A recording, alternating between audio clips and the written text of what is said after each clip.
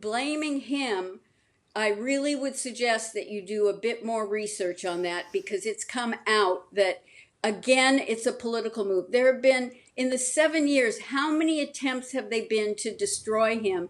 And he cannot be destroyed. Why are they trying to destroy him? Because they're afraid. They are afraid of his political clout. And basically what's going to happen is he and his attorney are going to walk in late this afternoon. They have no idea what the indictment's about. It's sealed. What we don't know is if the judge is going to put a gag order on him, and he will not be able to say anything that happened in there. But he and his lawyer will stand up. His lawyer is the only one who can speak for him. Not guilty. And then when all that ends, then the lawyer is going to attempt to dismiss the charges. What we do know, or what we think we know, Jan, is that Trump gave money to Michael Cohen. Michael Cohen's been to prison for this. Michael Cohen gave money to Stormy Daniels to stop her telling the world about their affair before the 2016 election. That feels like it's known, it doesn't. We kind of know the basic facts of the case, whatever might happen in a subsequent legal action. The fact that the indictment was released is actually a felony under New York state law, whether it was someone from Bragg's office or someone from the grand jury. So that is also going to be a contention point in there. What Trump has, and it has been published on justthenews.com, John Sullivan is one of the premier investigative reporters, is a letter from Michael Cohen's lawyer claiming that Donald Trump, it says Michael Cohen did this all on his own. Yeah, I saw that. But we're going to have Stormy Daniels in there and Michael Cohen, the perjurer and the tax evader, testifying. So, or eventually, I don't think they're going to be testifying today. I don't think any of that is going to happen. It's just going to be the charges.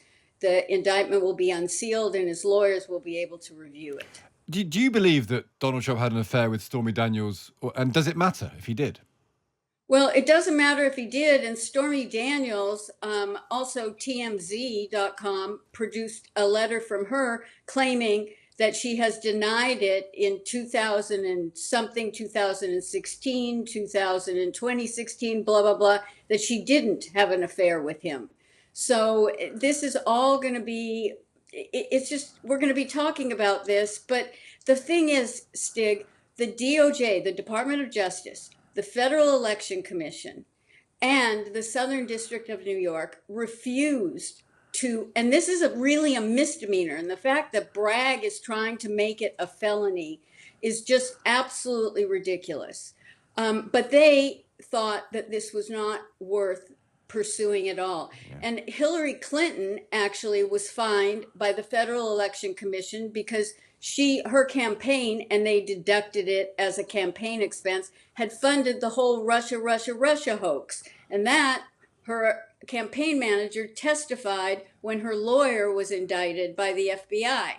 So, it's political. It is truly political, and that's what we have to look at. And I guess the question is, what are the politics that follow from this, Jan? Do you believe there's a route through this back to the White House for Donald Trump, that this will enrage his base? It might energize some people in the Republican Party. It might put off others. Do you see a route where this type of illegal activity around Trump actually spurs him on to the White House again?